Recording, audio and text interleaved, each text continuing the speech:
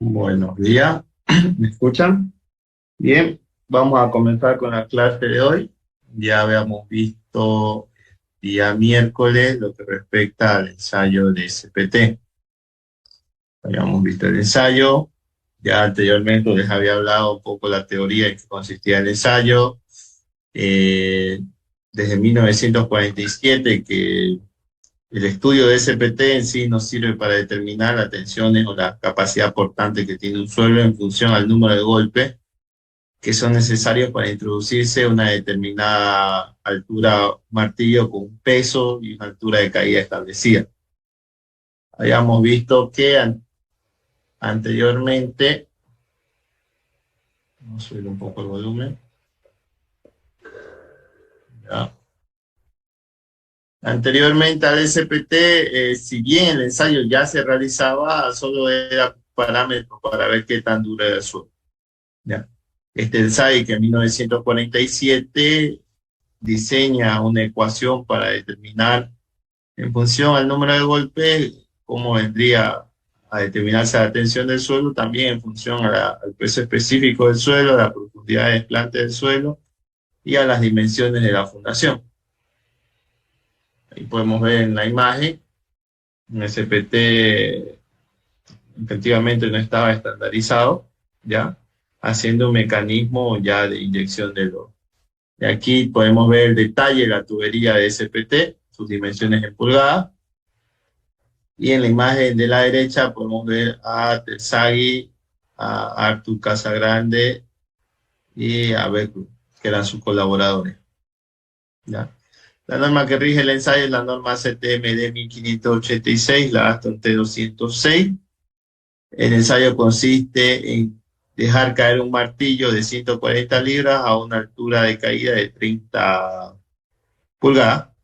Su efecto es 63,5 kilogramos, una altura de caída de 76 centímetros. Se debe tomar en cuenta o se debe contabilizar un número de golpes de 3 capas de 15 centímetros, ¿ya? Y se considerará rechazo cuando una de estas capas de 15 centímetros no llega a ser introducida con 50 golpes, ¿ya? O cuando el golpe es mayor a 100 para los 45 centímetros, también se considera rechazo.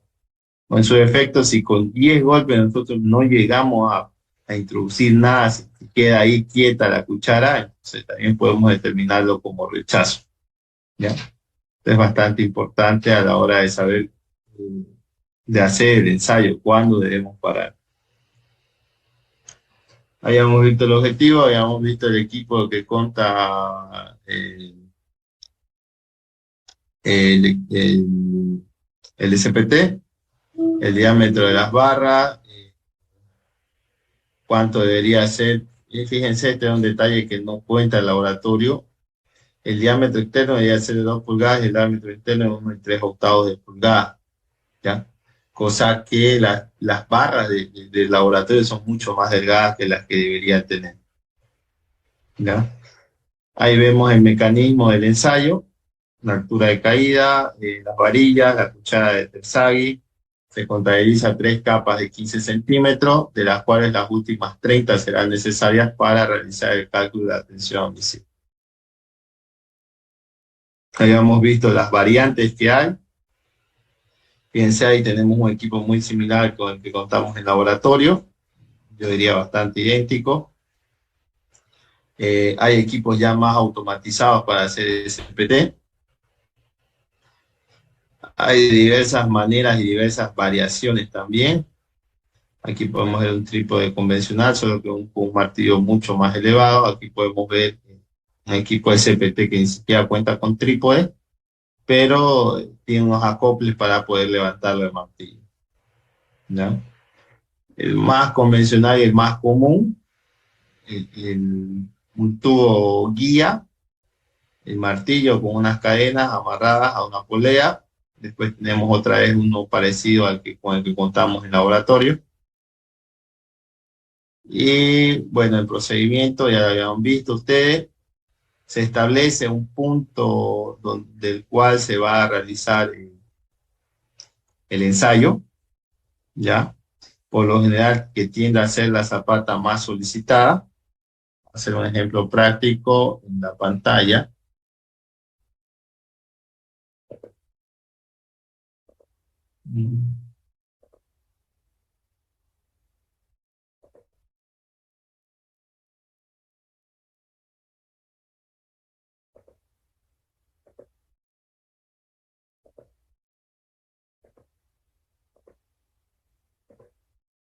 Ya,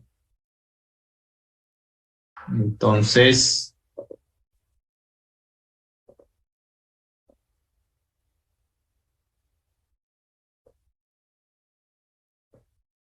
vamos a dibujar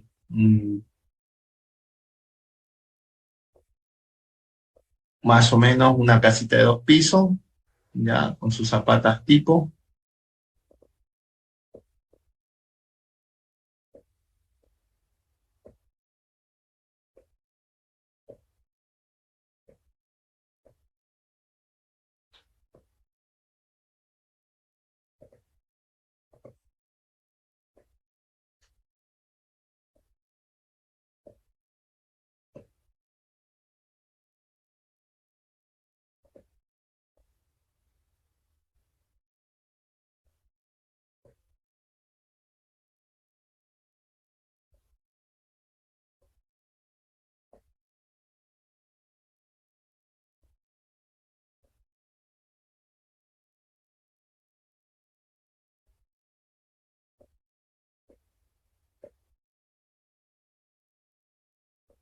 Ya, 9 zapatas, 3 centrales, 2 medianeras, pero a los costados son medianeras, más o menos hablando de un lote de 10 de ancho, ¿no?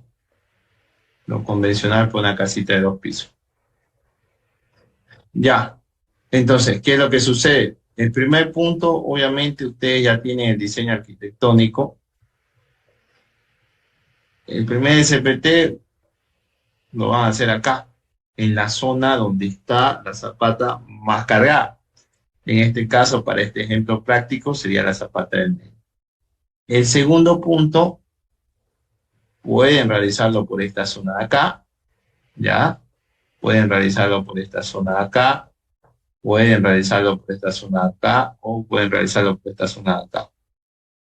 Lo ideal,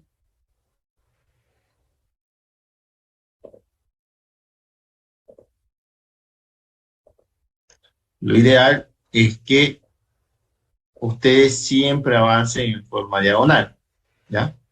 Si van a, como les dije ese día en clase, lo mínimo son 2 SPTs de 6 metros, ¿ya? Entonces pueden hacerlo así, pueden hacer eso, pueden hacer así también, ¿ya? O puede ser estas dos aquí, ¿ya? Cualquiera de las líneas de los colores es válido. Si hacen 3, mucho mejor. Difícilmente alguien va a contratar para hacer, ¿ya? Entonces, siempre en el lugar donde haya más concentración de carga, la columna más concentrada,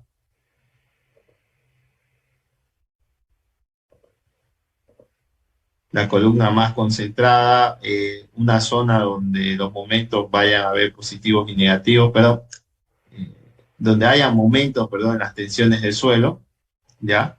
Debido a que el centro de gravedad de la columna, por ejemplo, en este caso, no coincide con el de la zapata, entonces va a haber un momento, las tensiones van a ser mínimas y máximas, entonces sería bueno realizar en un extremo, siempre tratando de avanzar en diagonal a la hora de hacer ese. No sería correcto hacerlo así, ¿ya? El segundo punto aquí, o aquí, y aquí, ¿ya? Y tenerlo ahí, o ahí, o ahí, ¿ya? No estaríamos abarcando la mayor cantidad de superficie posible. Entonces, o si, por ejemplo, fueran a hacer 3, estas líneas aquí, o hacerlo aquí en este sentido también. Entonces, no es conveniente, ¿ya? Siempre tratar de abarcar la mayor cantidad de superficie o de espacio posible, ¿ya? Entonces, obviamente que el diseño estructural ya se encuentra. El que realiza el proyecto va a colocarle un valor de tensión, ¿ya? Y en función al estudio del suelo, él ya lo mejorará, verá si la tensión aumenta, disminuye, si disminuye hay que ver qué tanto incrementa las dimensiones de la fundación, si hay que cambiar de fundación, etc. ¿Ya? Pero a priori, cuando hace el diseño el estructural, entonces lo que él va a hacer es tener un valor tentativo de una tensión de tal, un valor tentativo al programa de una tensión del suelo y a partir del estudio del suelo correcto, ya variar o cambiar el valor de la tensión del suelo. ¿Ya?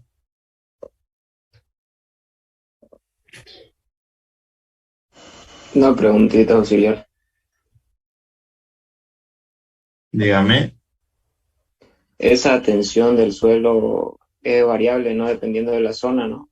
Aquí en Santa Cruz, en promedio, ¿cuánto es más o menos? No ¿O se en qué puede rango está? usar ese criterio de en promedio, con una casita de 2 pisos o eso, se lo sacan de la cabeza ya. Es Claro. algo con lo que siempre yo he peleado. No existe eso. ¿Ya? Si calculamos un valor medio, póngale 0,7, pero hay zonas que va a ser 0,4 y zonas que va a ser 1,5. Entonces, y si usted calcula con 0,7 una zona donde es 0,4, solo porque en su experiencia alguien le dijo, no, la tensión en Santa Cruz más o menos está en 0,7, 0,8, por la media de un montón de ensayos. Entonces, usted calcula en una zona donde era 0,4 kilogramos sobre el centímetro cuadrado con 0,7, va a fallar su estructura, se va a hundir. Y ahora, en una zona donde el suelo es más duro, digamos 1,20, usted la dimensiona con 0,7, está botando hormigón en vano, excavación en vano. ¿Ya? Entonces, para eso es el estudio del suelo. Entonces, esa cosita de más o menos cuánto da, o hay algunos que agarran y te dicen, pero una casita de 3 pisos, un edificio de 4 pisos, me sirve con zapata. Para eso está el estudio del suelo, ¿ya? Comparado con el costo de fundación, el estudio del suelo no es caro. ¿Ya? Porque imagínense que ustedes tengan un estrato de arcilla a los 2 metros y le claven una zapata a los 1,50, se va a consolidar. Ya ahí va a haber asentamiento diferencial. Entonces, hablando de un edificio de 4, 5 metros, pero un piso. A priori ustedes excavan, llegan a 1,5 metros, 2 metros, digamos, y perfecto, hay una arena, es dura, ya. 1,5 metros, metro y medio, 1 metro más abajo de ese nivel donde ustedes hicieron la fundación, que tal si hay una arcilla. Y la concentración de cargas va a hacer que eso se consolide. Entonces, para evitar todo ese problema, con un estudio de suelo, un perfil geotécnico, vamos a verlo acá, así más o menos. Entonces, ustedes van bien, por ejemplo, miren este de acá, arena limosa, arena mar, bueno, en fin, todas son arenas, pues son SM, SP, ML, esta un poquito que es un limo, ¿ya? Donde hay que tener un poco de cuidado. Después sigue siendo arena SM, SM y otra vez un ML. Imagínense que en la estratigrafía, miren, hasta los 2 metros aquí es arena limosa. Y buena arena porque la tensión es 1,58, 1,24. Pero si aquí fuera una arcilla o un limo, eso se va a sentar y va a tener una resistencia mucho menor, ¿no? Fíjense cómo cambia la resistencia entre 3,5 metros y 4, el limo pasa a ser 0,8. ¿No? Entonces, hay que tener mucho cuidado a la hora de realizar, tener ese criterio. Como les dije, un estudio de suelo ese día, el metro de estudio cuesta 180 bolivianos, 200, más o menos eso está en el mercado. Por ahí van rondando, 180, 200, ¿ya? Dependiendo del laboratorio, dependiendo de qué tan lejos vaya a ser. Entonces, bueno, 15, 20 metros de estudio por un edificio de 3, 4 niveles no es caro, comparado con que si empieza a fijarse sus paredes o hay asentamientos, nadie le va a querer comprar un departamento ahí, ¿ya? Hay que tener mucho cuidado a la hora de ver el caso del SPT, ¿ya? No es caro el ensayo. Comparado con el CPT, que cuesta $50 el metro, Si es entre 50 y $70 el metro lineal, eso sí es un poquito más caro. Pero ese también tengo un poco más de certeza a la hora de hacer el ensayo. Perdón, a la hora de determinar tensiones del suelo. Pero ese sí, ya sí. Si el SPT ya de tacañea, imagínense al CPT, que es más caro. ¿Ya? Entonces, eso de querer hacer o de querer una construcción con un valor de tensión media no es recomendable. En sí, si ya más o menos usted conoce algo la zona, y se puede todavía animar a dar, digamos, una declaración. Tengo el caso de un amigo que él era laboratorista y ha hecho estudios de suelo diestra y siniestra por Santa Cruz de la Sierra. Ahora él se dedica a construir. Entonces, obviamente, él ya tiene una idea de, por ejemplo, en la zona del fuerte, qué tipo de suelo cuál es la estratigrafía del suelo. En la zona de los Chacos ya tiene una idea de cuál es la estratigrafía o cómo es cómo está el suelo a diferentes niveles, qué tipo de suelos hay. Ahí todavía uno se puede aventurar a querer agarrar y darle un valor de tensión aproximado. Si usted no conoce el subsuelo ni siquiera de varios puntos, entonces no hay que aventurarse mucho esas cosas. ¿Ya?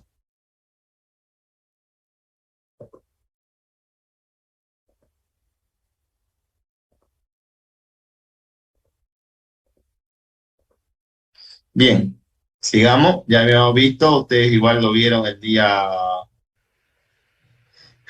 miércoles.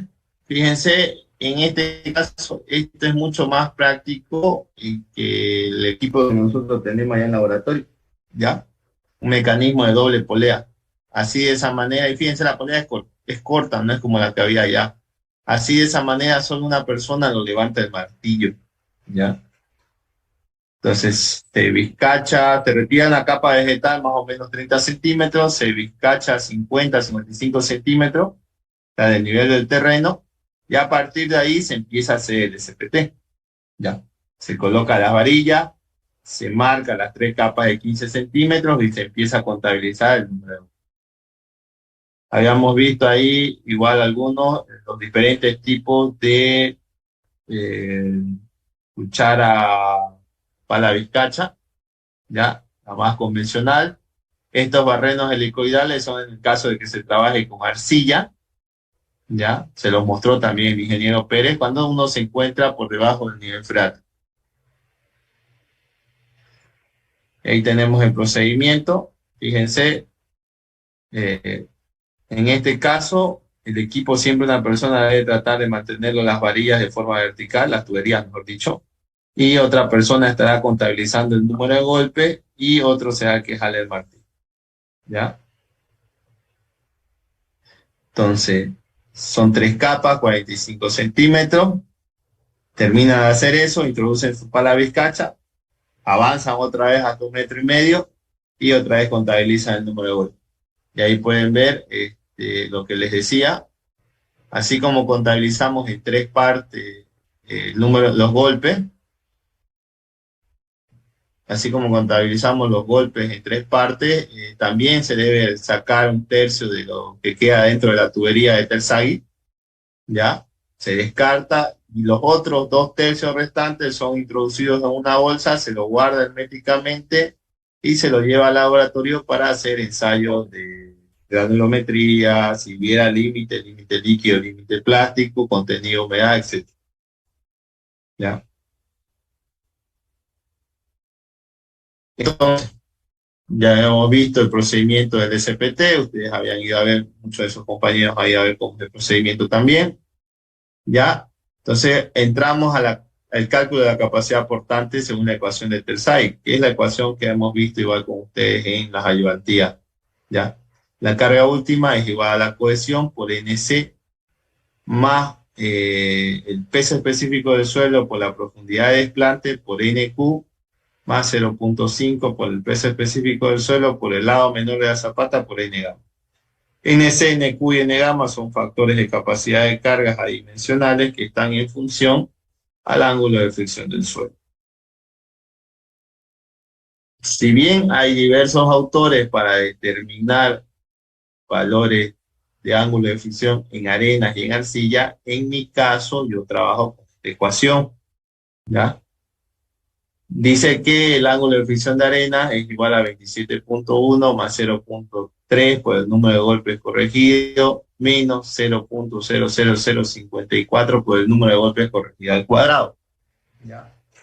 Ahora, en el caso que sean arenas que tengan mucho material fino, se tiene que utilizar otra ecuación, porque dense en cuenta que estas arenas, esta ecuación son para arenas que son bastante granulares, ¿ya? Van a tener arenas en las cuales el ángulo de fricción estará en 20, 20 y pico, o sea, menor a 27. Entonces ahí también hay que tener mucho cuidado. Pero es otra ecuación esa que se manda. Ecuaciones para determinar el ángulo de fricción. Hay diversos autores y lo pueden pillar, por ejemplo, en el libro de Braham y Medas, lo pueden pillar en el de Berrum, lo pueden pillar, no me sé si en el Fratelli habrá, debe estar. En función a los autores que han propuesto ecuaciones para determinar el ángulo de fricción en función al número de golpes de SP. ¿Ya?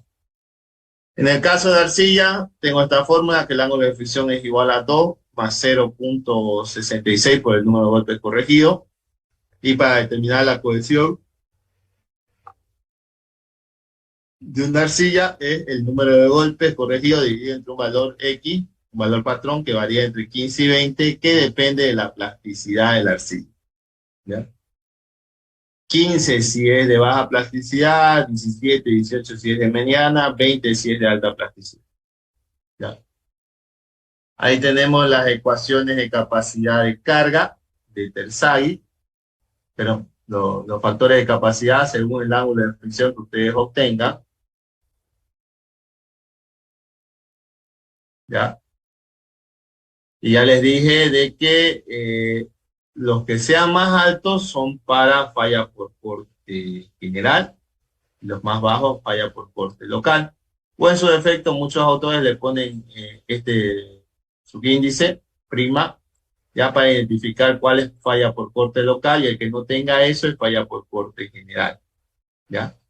Pero de no tenerlo ustedes en esa tabla, ustedes pueden agarrar y el que sea más alto, ese va a ser falla por corte general y el otro falla por corte local, el más bajo. Existen tres tipos de falla. La falla por corte general se presenta en arenas densas y arcillas rígidas. La falla por funcionamiento, que ocurre en suelos muy sueltos. Y la falla por corte local, que se tiene en arenas medias o flojas y en arcillas suaves. ¿Ya? La primera es una falla por corte general, donde el asentamiento es poco, pero la carga es elevada. La segunda es una falla por corte local, donde técnicamente ocurre una carga, una primera carga última, que es un asentamiento que va a sufrir el suelo. Luego, si se sigue incrementando la carga, recién llega la carga de falla, ¿ya? Pero el asentamiento que ha sufrido el suelo es bastante más alto comparado con la falla por corte general. ¿Ya? Y finalmente tenemos la falla por funcionamiento, que se da en suelo, en muy suelo, que por lo general no debería presentarse porque uno siempre trata de compactar el suelo donde está la fundación, ¿ya? En caso de que sea muy suelto. Tenemos las correcciones: corrección por profundidad, corrección por presión, corrección por número de golpes. La primera corrección que se debería hacer es la energía de golpe, ¿ya? ¿Qué quiere decir eso? Que si ustedes no está regulado, el martillo va a variar el peso, no va a ser constante de los 63.5. Entonces tienen que pesarlo y tienen que calibrar con la altura de caída cuánto es el verdadero valor de energía de compactación que llega, o de golpe, perdón. A partir de eso, no es un laboratorio, pero hay Igmetro y otros institutos los que hacen calibración de equipo, por ejemplo, las prensas de las prensas del CBR, la prensa de ruptura de probeta, ellos tienen para calibrar cuánto sería la energía del golpe, ¿ya? Entonces, la primera corrección que se tiene que hacer y ellos me tienen que dar cuánto es el verdadero valor de la energía de golpe. Porque si bien yo tengo la masa por la altura, esa sería la energía de golpe original, no siempre llega a manifestarse esa energía de golpe. ¿Ya? Por muchos factores va a ir bajando. Entonces, después de eso yo tengo que recién a partir de ahí hacer la siguiente corrección. Corrección por profundidad se da cuando el número de golpes es mayor, perdón, cuando la longitud de perforación es mayor a 20 metros, mayor o igual a 20 metros, entonces hay que aplicar una ecuación para corregir el número de golpes, perdón, la profundidad del estudio. Fíjense, tengo el número de golpes real del SPT menos 1.06 menos 0.003 por la longitud de la tuya. Esta se da solo cuando la longitud de estudio ya ha superado los 20 metros. ¿Ya? Muchos le preguntaron eso al ingeniero Pérez ese día y él dijo que sí ha llegado a hacer este estudio de suelo de 40 metros. Entonces, ahí ya se aplica la corrección por presión. Corrección por presión se da cuando la presión efectiva del suelo supera una carga de 10 toneladas sobre el metro cuadrado, ¿ya? Y se utilizará un factor de corrección que es 0.77 por logaritmo de 200 sobre la presión efectiva. Más o menos estaríamos hablando que la corrección por presión será entre los 6 y 7 metros, ¿ya? O sea, ustedes saben que el peso específico por la altura me da la tensión del suelo. Ya, entonces, cuando supera las 10 toneladas metro, recién se aplica el factor de corrección. Y el número de golpes corregido por presión es el número de golpes corregido por el factor de corrección. ¿Ya? O sea, este N60 es el número de golpes originalmente corregido debido a la calibración del equipo. ¿Ya? Corrección por número de golpes cuando es mayor a 15 por debajo del nivel freático. ¿Ya? Cuando ustedes se encuentran debajo del nivel freático en suelo fino o en arena fina y el número de golpes le da mayor a 15, entonces ustedes tienen que corregirlo. El número de golpes corregidos será igual a 15 más el valor de corrección por presión menos 15 dividido entre 2. Originalmente, la corrección por número de golpes se le puede presentar inclusive antes de la corrección por presión o podría darse la corrección por presión antes de la corrección por número de golpes, pero en ningún caso la corrección por profundidad es mayor que estas tres. Ya. La corrección por profundidad sería la última corrección que se haga. Dependiendo del nivel freático, puede venir primero la corrección por número de golpes cuando es mayor a 15 o puede venir la corrección por presión. ¿Ya? Entonces, ese es un pantallazo del ensayo de SPT. ¿Ya? Se nos va a cortar la reunión, entonces les diría que vuelvan a entrar y ya vamos a ver el manejo de una planilla de cálculo de tensiones admisibles, clasificación de suelo y determinación de capacidad aportante en zapato. ¿Ya?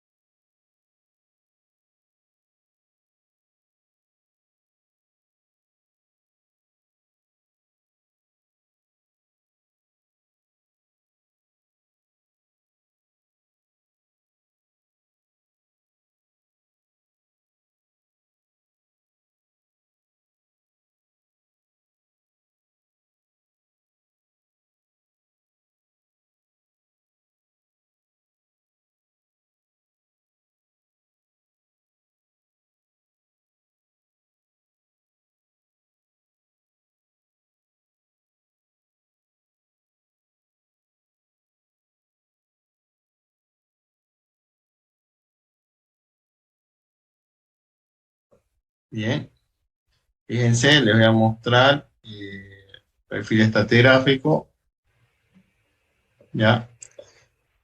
¿Qué es lo que tienen que contar? Uno, dónde está ubicado en caso de que exista el nivel freático, dónde se encuentra ubicado. Ya, fíjense, ahí ya lo tenemos a los 3 metros.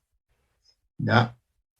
La profundidad, el tipo de suelo que aquí se coloca a priori, qué tipo de suelo es, una identificación del color, qué sé yo, arena limosa, color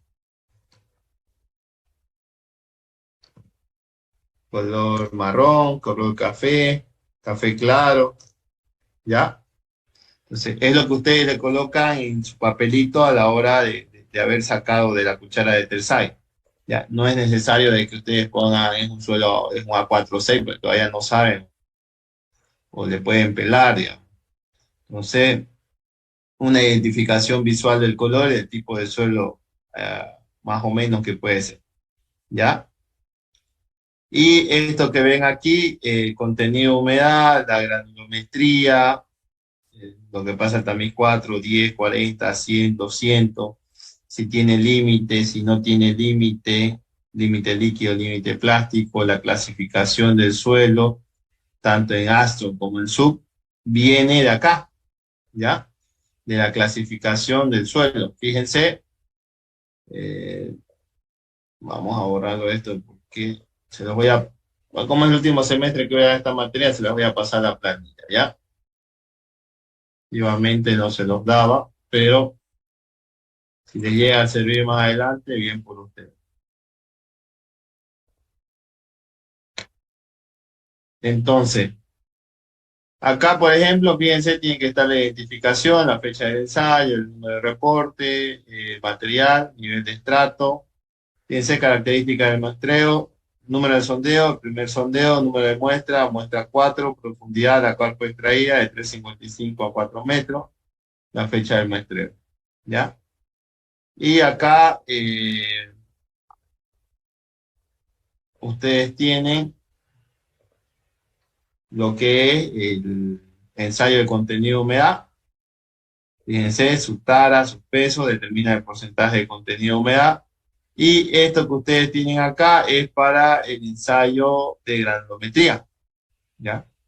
Entonces, aquí colocan el peso húmedo, lo lava, con el contenido de humedad ustedes pueden saber cuánto hubiera sido su peso seco y aquí están los valores de la granulometría. Los pesos que ustedes tengan en el ensayo de granulometría, ¿ya? La curva granulométrica, porcentaje retenido acumulado, porcentaje más fino que pasa, si hubiera límite líquido o límite plástico, aquí también lo registran, número de golpes, porcentaje de humedad, límite plástico, el valor del límite plástico, colocan el límite líquido acá, determinan con esta ecuación cuánto sería el valor del límite líquido, ¿ya? El índice de plasticidad automáticamente lo calcula la máquina y también el índice de grupo, ¿ya? Como la clasificación ASTO, como la clasificación SUB, ¿ya? Acá abajo ya está sincronizado en la planilla. Eh, cómo es lo que llega, está aquí la carta de plasticidad que ustedes conocen. De ser necesario calcular el D30, D10 también lo calcula, ¿ya? Entonces, tiene todo eso. Ya directamente la planilla les coloca cuánto ha sido la clasificación. Ustedes lo único que tienen que hacer es encontrar el límite líquido y el límite plástico, ¿ya? Fíjense, esta otra, como no tiene plasticidad, se considera un suelo no plástico, pero también tiene que tener las mismas características de identificación, sondeo, número de muestra, etcétera, etcétera. ¿Ya? Con eso se van al perfil. En el perfil ustedes pueden determinar el ángulo de fricción. ¿Ya? La ecuación ya está estandarizada. Si ustedes le dan sí, la considera como una arena, y si le dan no, la va a considerar como una arcilla. ¿Ya? O sea, ahí calculan los ángulos de fricción. Como tiene ángulo de fricción, obviamente no tiene cohesión el suelo. ¿ya? Y como este, por ejemplo, tiene plasticidad, es obvio que tendrá un valor de cohesión, ¿ya? Como es un limo de baja plasticidad, fíjense, para la cohesión, dividir entre 15 el número de golpes.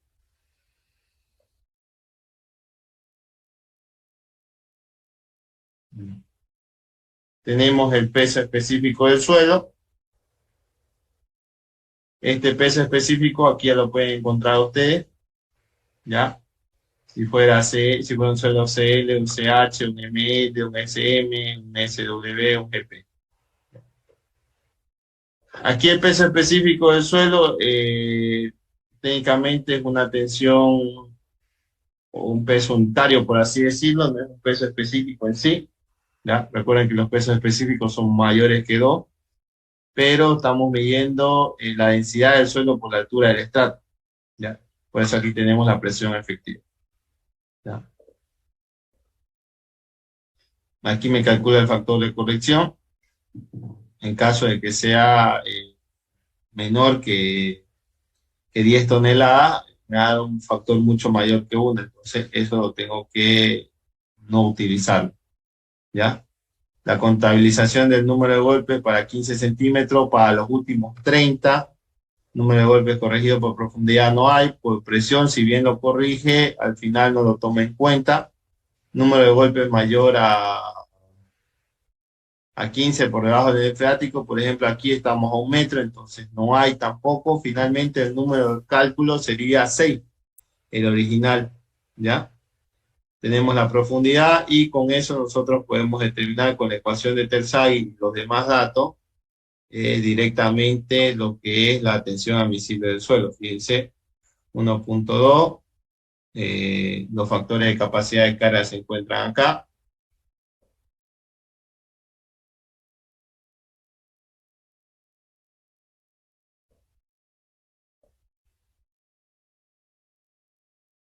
Acá está, en función al ángulo de fricción, ¿ya? NC, NQ y N gamma.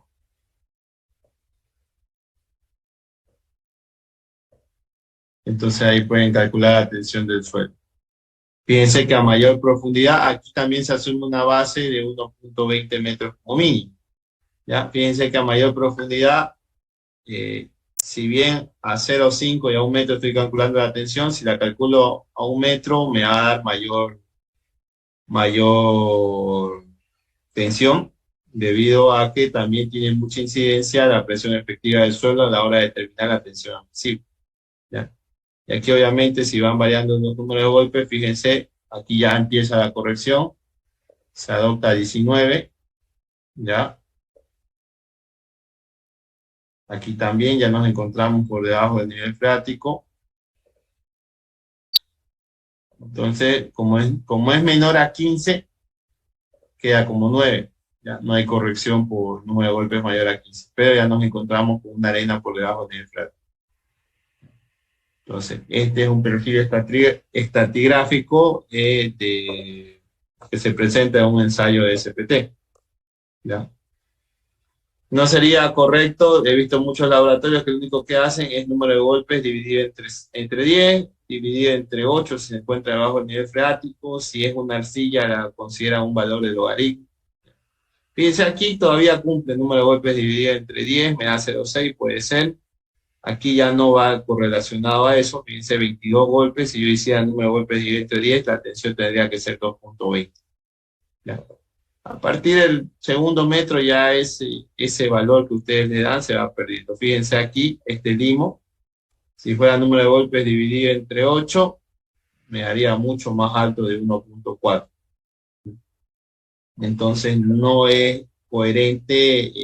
Hay algunas empresas o algunos laboratorios que hacen informes de SPT con eso. Número de golpes dividido entre 10, número de golpes dividido entre 7 y 8 si está debajo del nivel freático, y número de golpes dividido entre un logaritmo de algo si, si es un suelo arcilloso, un suelo limoso. Ya. Entonces no es correcto eso. Lo ideal es trabajar con la ecuación de Tersaghi para determinar las tensiones del suelo. Bien. Ahora, ¿alguna pregunta que quieran hacer? Si no, ya me estoy aburriendo hablando solo.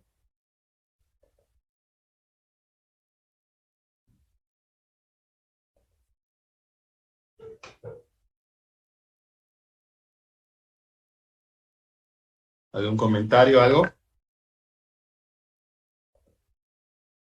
Auxiliar, una pregunta. Dígame. Usted dijo hace rato que cuando era número de golpe mayor a 50, se lo rechazaba o algo por ahí dijo, ¿no? O mayor a 10, o sea, si llegaba a 10 y es que no avanzaba nada. Si ¿En qué no caso se penetra puede? nada. Sí, sí, continúe con su pregunta. En qué caso pasaría eso? ¿Y qué se hace en esas situaciones? Si con 10 golpes no ha penetrado nada la cuchara, entonces lo que se recomienda es moverse y, por ejemplo, si ustedes van 3 4 metros con vizcacha avanzar y ver si no es o sea, moverse unos metros más allá y ver si no es un lente de piedra. A veces les queda así unas capitas de 20 30 centímetros de piedra, la de grava grande, entonces no penetra el martillo. ¿Ya? Ahora, si el número de golpes es mayor a 50 en 15 centímetros, ustedes ya se encuentran sobre un suelo duro. Obviamente que cuando saquen la cuchara se van a dar cuenta de eso, ¿ya?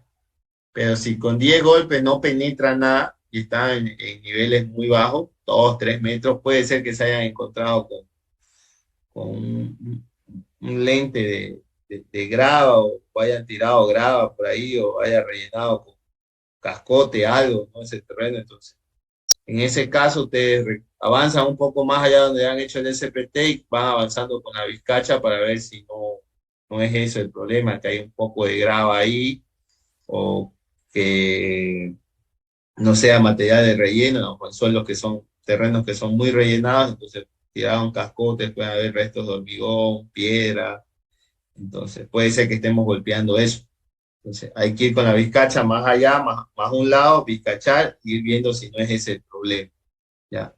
Si con 50 golpes te ha penetrado o da más de 50 golpes para penetrar una capa de 15 centímetros, entonces cuando saque la cuchara se va a dar cuenta qué tipo de suelo es.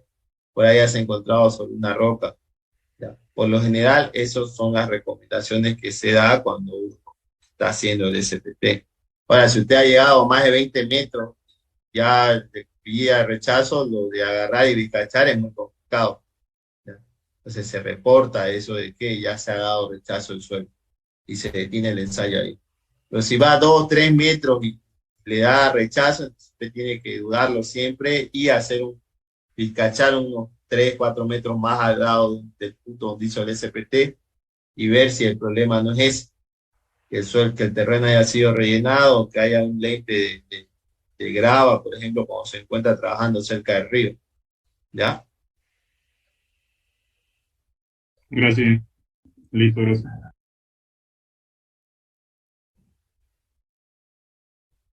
Ahí sí tengo una consulta.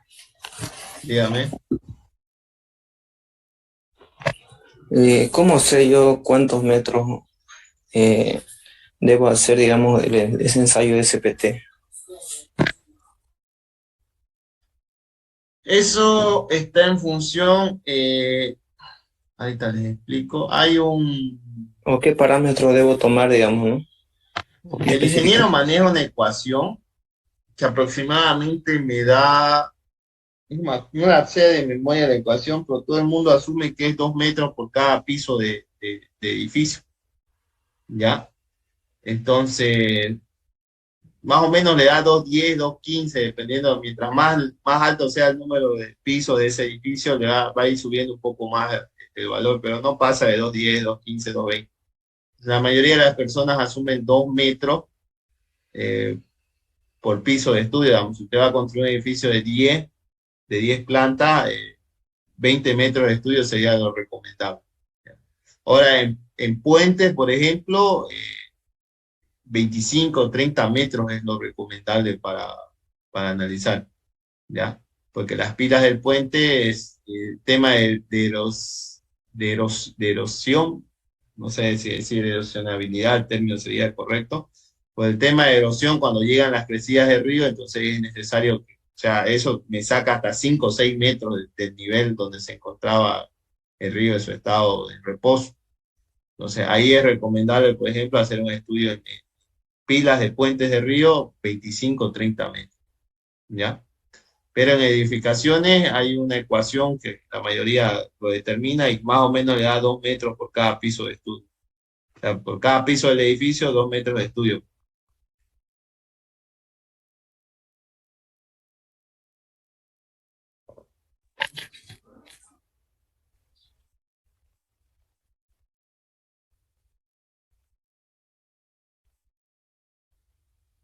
¿Ya? ¿Alguien más? Ya, sí, otra consulta. Digamos que yo tengo, por decir, un lote, ¿no? Como usted dijo, mínimo son dos, ¿no? O sea, para hacer estudio de suelo. ¿Ya? Ya, ahora, si son por decir, o sea, mi pregunta es la siguiente. Eh, digamos, ¿cada cuánto debo hacer, digamos, mi SPT? O sea, cada cierta área o cada cuántos metros tiene que ser uno del otro. No sé si me Eso doy a lo entender. determina, ese siempre ha sido el principal problema que hay, ¿ya? Lo que me dice, no hay una normativa clara de esto, pero lo que me dice la CIP es que mínimo es dos, dos, dos sondeos, sea el área que sea. Si usted vaya a hacer un tanque de 5 por 4 metros, tiene que hacer 2 SPT. Ahora, esa siempre ha sido la discrepancia en función al tamaño de la estructura, ¿ya? Hablamos de edificios grandes, por ejemplo, el de Intana tenía 18 puntos de SPT. Yo fui a hacer 2 de esos 18, ¿ya? Entonces, ahí más que todo está en función al cliente o al consorcio que vaya a hacer el edificio, la estructura, la edificación, ¿ya? Terrenos pequeños, por ejemplo, menores a 500 metros cuadrados con 3 4 puntos de SPT sería suficiente. Si no me equivoco, a partir de los 600 ya hay que hacer como una ecuación que se determina, pero no está normado eso. Entonces, muchos de los que agarran y hacen quieren hacer lo mismo siempre, de 2 de 6. Si tienen un edificio de 10 pisos, quieren hacer 3 de 15. Tratan de economizar en el estudio del suelo, siendo que es lo más delicado, lo más sensible, porque a partir de ahí yo voy a saber qué tipo de fundación voy a utilizar y ver cuánto varían los costos. No es lo mismo hacer una estructura de 7 8 plantas con zapatas que hacerla con lote o hacerla con una losa de fundación. Los costos varían. Entonces, no hay alguna normativa fija. En Brasil sí tienen una normativa fija con respecto a eso. En el libro de Homero Pinto Caputo habla justo cuando se habla del capítulo que habla de, de ensayos de geotecnia. Ahí hay una ecuación que en función a la carga también, la carga que va a transmitir por metro cuadrado la edificación, también influye cuánto va a ser el área y la profundidad del sondeo. O sea, cuánto sería el área equivalente de estudio, ¿ya? Para un punto de SPT y cuánto sería la profundidad. Pero aquí en Bolivia no hay un ente, una norma que regule. La SIC da ciertas recomendaciones, pero como te digo, son recomendaciones. Si no quiere, lo hace, si no hay un valor fijo para eso.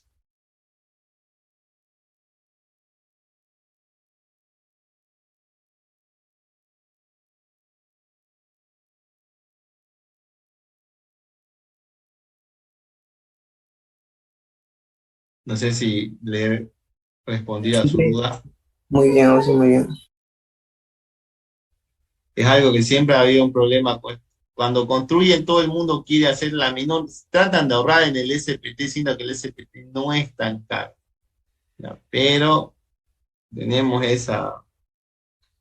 ese problema aquí nosotros los bolivianos, ¿ya? Tratamos de ahorrar en cositas sencillas, cuando esas cositas sencillas a veces nos pueden significar un gran ahorro en costo. Por ejemplo, si yo estimé pilote por miedo, me diseñé con pilote y tengo un buen suelo en la zona donde voy a hacer una edificación, entonces puedo cambiar el tipo de fundación o puedo hacer una losa platea si tengo puros estratos de arena. Entonces esa losa me puede servir como suelo. ¿ya? Entonces, en edificios grandes ya hay un cierto ahorro, un cierto incremento del costo, ¿ya? Pero no gastar más de $1000 en un SPT, yo, mientras menos hagan, son así, mientras menos puntos de SPT hagan la cantidad mínima posible, mejor para ellos. Ese es un gran problema que siempre se tiene con respecto a los estudios de suelo. O si otra consulta, y en el tema de carretera, más o menos cuánto es lo mínimo que En se carreteras no debe. se hace estudio de suelo, ¿ya? Cuando se pilla con alguna, estas obras de viabilidad, eh, en caso de puente, en el caso de una alcantarilla que se coloca, o en el caso de que usted va a hacer un muro de contención, por ejemplo, cuando está en ladera, ¿no? Para que no se le venga encima cuando hay derrumbe, ahí nomás hace estudio de suelo. Sobre la plataforma, sobre el terraplén, perdón, SPT, en esas situaciones, digamos, para hacer un muro de contención, cuando se pilla con un puente, cuando se pilla con una alcantarilla, ahí va a ser un estudio de SPT.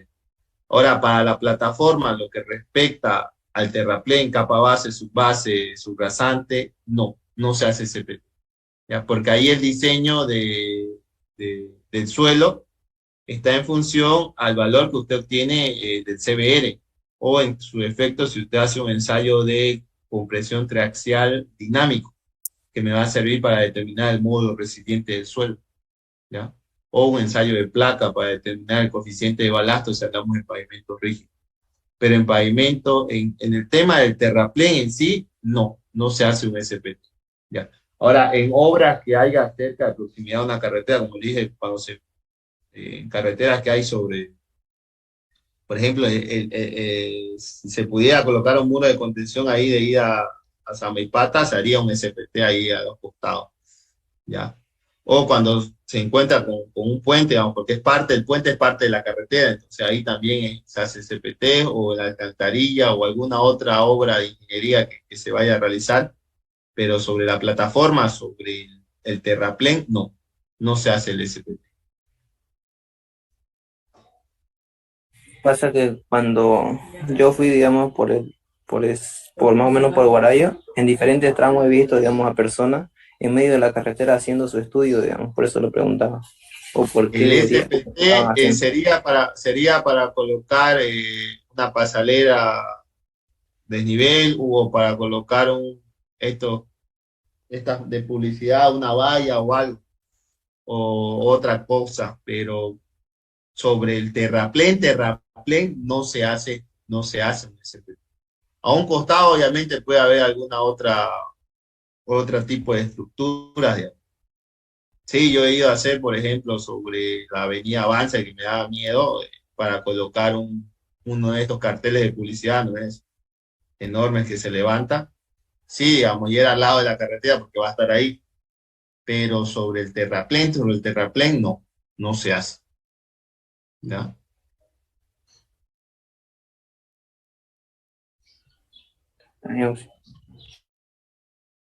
Tal vez sería para colocar algún otro tipo de estructura. Para los muros de contención, por ejemplo, sí se hacen y son al costado de la carretera. ¿Algo más?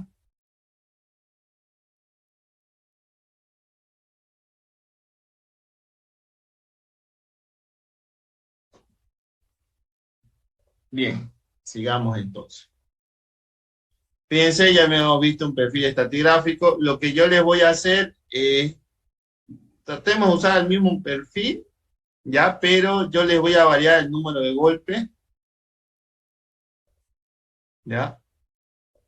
Y lo que ustedes van a hacer es aquí, por ejemplo, determinarme y les voy a dar que el nivel freático empiece o más abajo o más arriba, pero les voy a dar otro valor también, ¿ya? Ustedes me van a cambiar esto.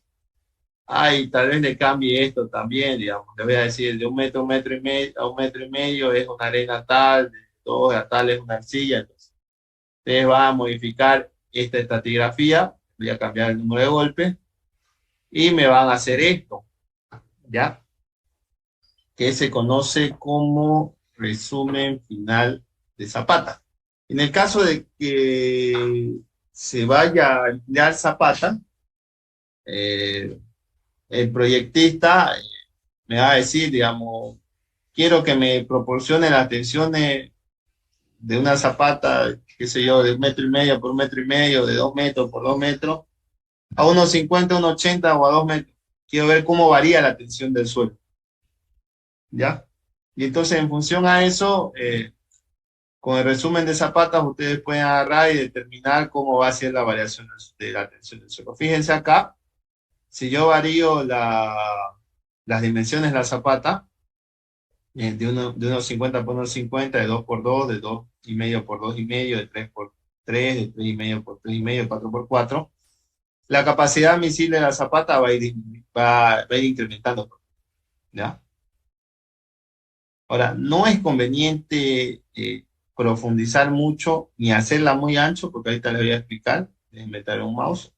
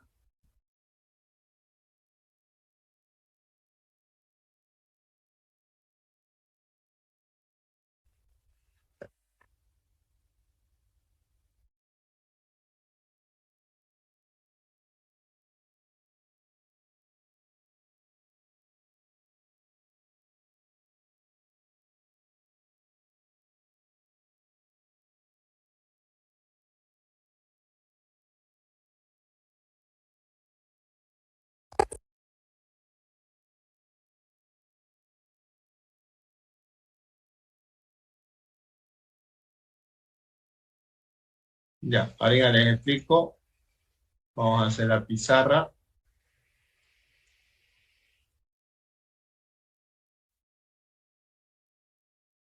Ya, fíjense, vamos a dibujar una zapata.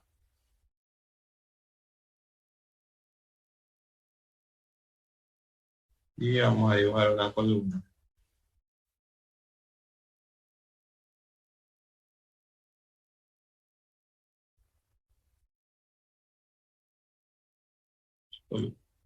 ¿Ya?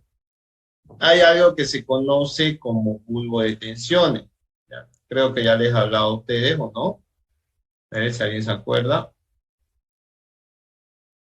¿Ninguno se acuerda? ¿Ya? Por ahí, Melvin, alguno de los que ya ha ido pasamos esa auxiliatura el día sábado de ejercicio.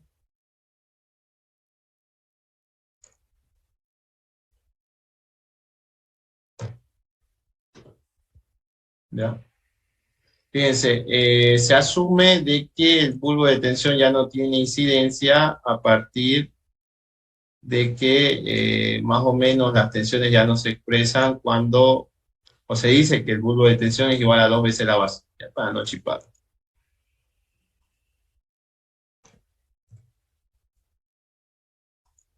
Se dice eso del bulbo de tensión, ¿ya? Que es igual a 2 veces la base, ¿ya? Entonces, si yo voy incrementando la base por un lado de la zapata, entonces el bulbo de tensión va a ir creciendo también, ¿no? Entonces, no me es conveniente ganar un poquito más de tensión, fíjense, por el simple hecho de incrementar. No, olvidemos las zapatas de 3,5, quedémonos con la de 3. 1,48 por 1,24. Son 0,24 centímetros que estoy ganando, por así decirlo. ¿Ya? Entonces, fíjense, si yo usara una zapata de 3x3, su bulbo de tensión son 6 metros, ¿ya? Más la altura de desplante, 1,5 m, 1,20 m, lo normal, lo más poco. Fíjense que yo tendría desde el nivel del terreno, vamos a poner el nivel del terreno,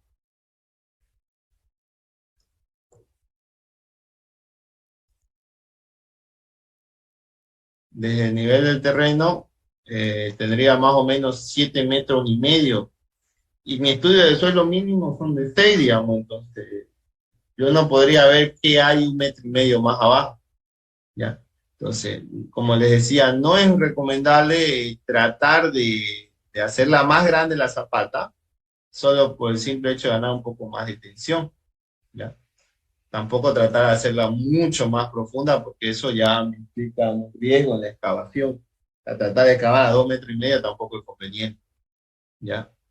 Entonces yo tengo que buscar un equilibrio óptimo entre la sección de la zapata, la profundidad con la tensión. Porque si yo agarro y hago una zapata muy grande, también se pueden solapar, digamos. El CPK le va a presentar ese problema. Vamos a dibujar acá.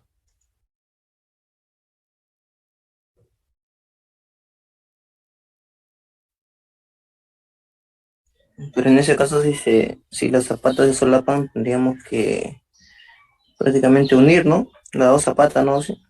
Se combinaría y eso me genera tener una viga de equilibrio, digamos.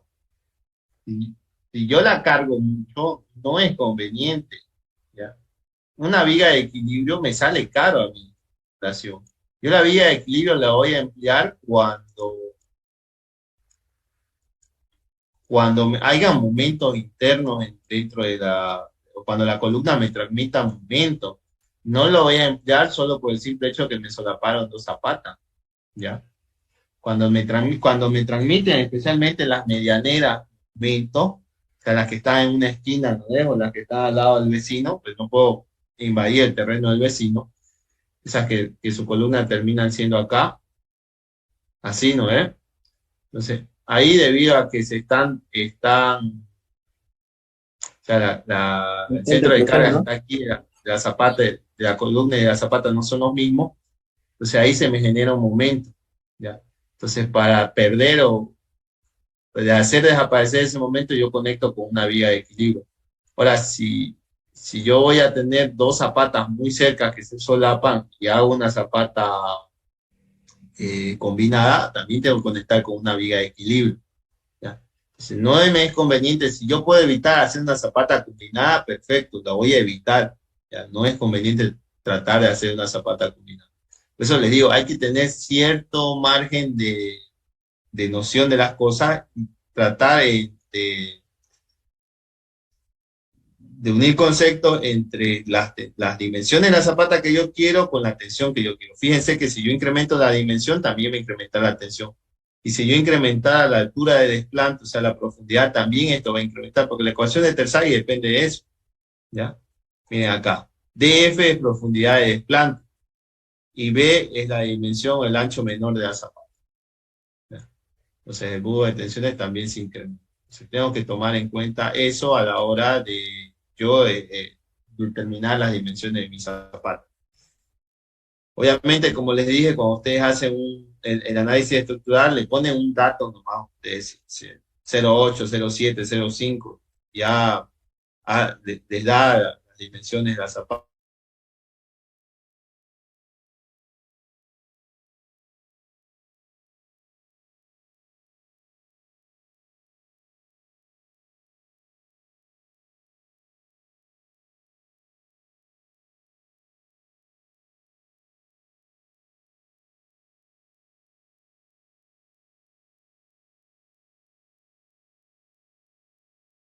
Bien, veníamos hablando del rudo de tensión, entonces les decía, tienen que buscar el equilibrio entre la profundidad de desplante, las dimensiones de la zapata y la tensión que ustedes están buscando aproximadamente. No es conveniente por querer ganar un poco más de tensión hacerla muy grande la zapata o hacerla muy profunda. En el tema de que si ustedes la hacen más grande, ya ven cuál es el caso que se puede generar, incrementa el grupo de tensiones. Ahora, el tema de que si ustedes la hacen más profunda, ya también hay una incidencia en la excavación. Usted puede excavar más allá de 2 metros. Después de los 2 metros es muy complicado el tema de la excavación, por el tema de que como el suelo es un poco suelto, entonces puede haber se les puede venir encima, entonces tendrían que hacer tabla estaca o algún otro tipo de hacer un perímetro al momento de la excavación, así como hace Zaguapá cuando está colocando alcantarillado, ¿ya? Entonces eso ya me incrementa el costo. Entonces, por ganar un poco más de tensión, hacer todo ese mecanismo no me es conveniente, ¿ya? Ustedes tienen que buscar un equilibrio entre lo que ustedes buscan contención y las dimensiones y la profundidad de excavación de la zapata. ¿Ya? Entonces, lo que me van a hacer acá,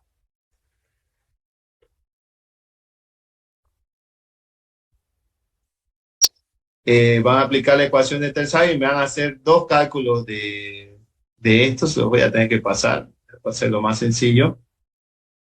Obviamente aquí ustedes van a tener otro ángulo de fricción, ¿ya?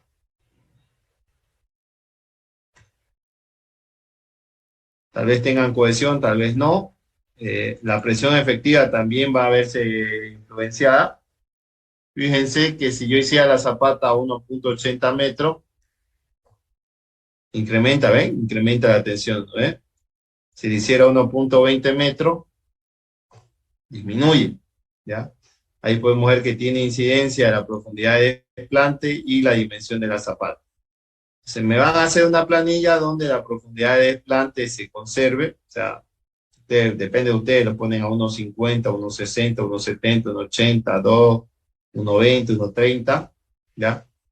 Y varíen las dimensiones de la zapata, puede ser 1.20 por 1.20, 1.20 por unos, pero 1.50 por 1.50, 1.80 por 1.80, ¿ya? Traten de que no sea mayor a 3 metros. Y van a hacer otra donde ustedes me mantienen la sección, por ejemplo, 2 metros por 2 metros, pero aquí lo ponen a una profundidad de desplante diferente, ¿ya? Van a hacer dos resúmenes de zapata. Esta de capacidad última lo dejamos acá. Una, por ejemplo, si quieren una zapata de 1.80 por 1.80, la conservan, ¿ya? De 1.80 por 1.80.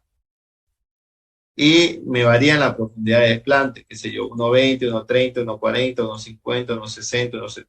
Ahí van a ver cómo cambia la capacidad última y la capacidad admisible. Y otra en la cual me mantienen constante la profundidad de desplante, pueden poner ustedes la que quieran, 1.50, 1.70, 1.80, 2 metros, ¿ya? Pero me harían así como acá las dimensiones de la zapata. Y van a ver cómo varía. Y van a llegar a una conclusión a ustedes, qué sería lo más óptimo. O sea, excavar un poco más o usar un ancho de zapata de 2 metros, no sé. Ya depende de ustedes qué conclusión lleguen. ¿Ya?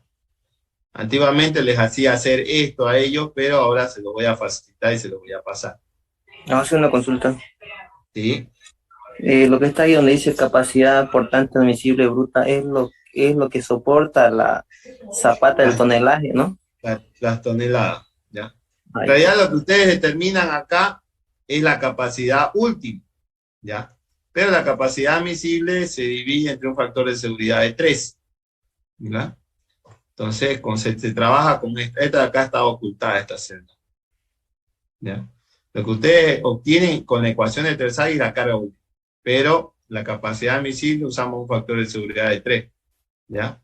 Y la carga admisible bruta sería las toneladas. Cuando ustedes hacen un diseño de un programa,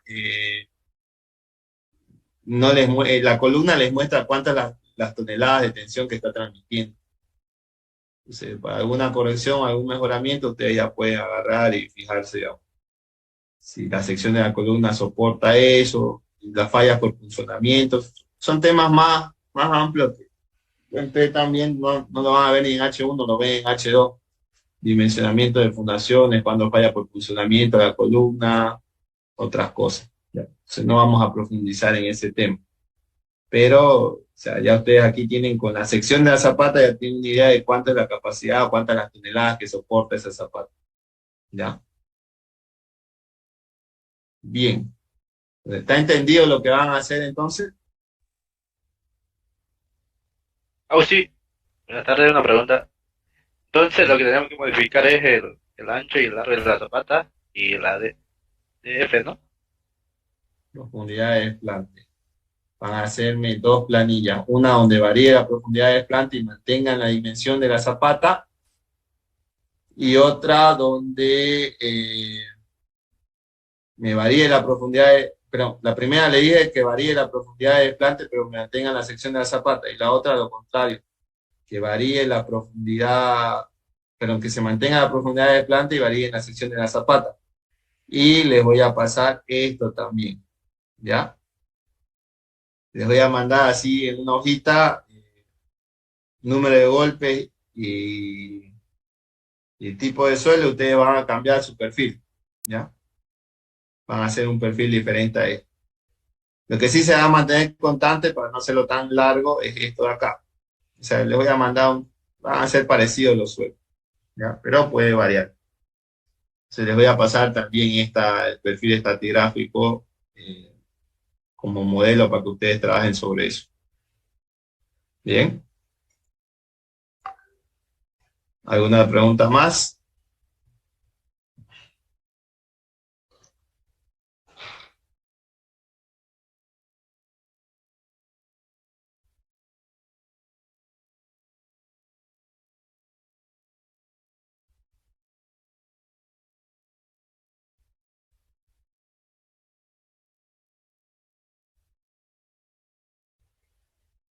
Si no hay ninguna pregunta, entonces, jóvenes, eso sería la clase por hoy.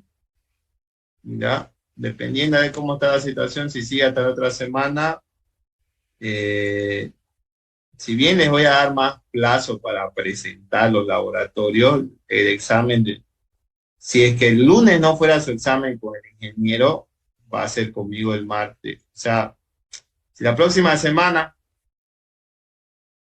que es ay, ya, estábamos obligados a tomar el examen de laboratorio el 8 de noviembre, ya, la próxima semana había sido el primero. Entonces, técnicamente en la tarde ya es feriado, ¿ya? Entonces, el 8 de noviembre vamos a dar el primer parcial de laboratorio y hasta ahí me van a presentar los 4 laboratorios que hemos avanzado, ¿ya?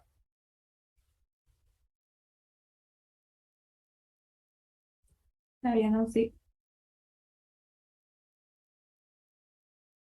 ¿Está entendido? Sí. Ya. Sí, A ver si justo, a ver, ya justamente se me cortó mi internet cuando dijo lo que teníamos que hacer. No lo escuché bien. ¿Puedes repetir, por favor? Vamos a ver si están atentos en clase. ¿Alguien que se anima a responder a su compañero?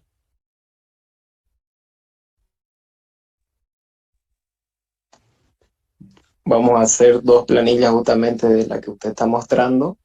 Una donde variamos el DF, bueno, ya lo movió, y otra donde variamos el ancho de la zapata, las dimensiones de la zapata. ¿Y qué más van a hacer?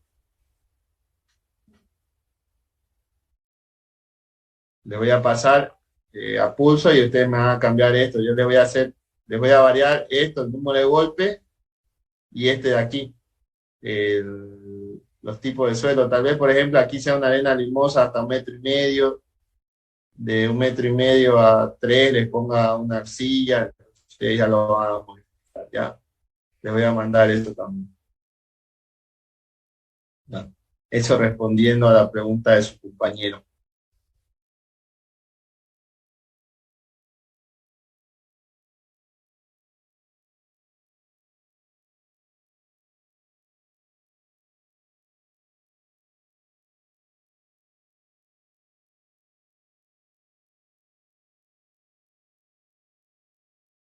¿Algo más para ir cerrando?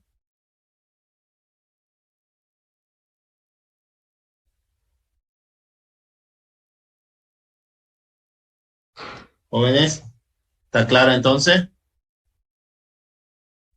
Sí, o sí. Ya. Entonces ya saben, su examen el 8 de noviembre. Primero, técnicamente es feriado ya. Así que, y como esa semana va a dar examen de suelo, ¿para qué lo vamos a molestar? Ya, y lo voy a subir al Classroom para que presenten sus laboratorios igual hasta el 8 de noviembre, los 4 primeros. ¿Ya? Si no hay ninguna pregunta o consulta, eso sería todo. Nos vemos la próxima semana. Hasta luego.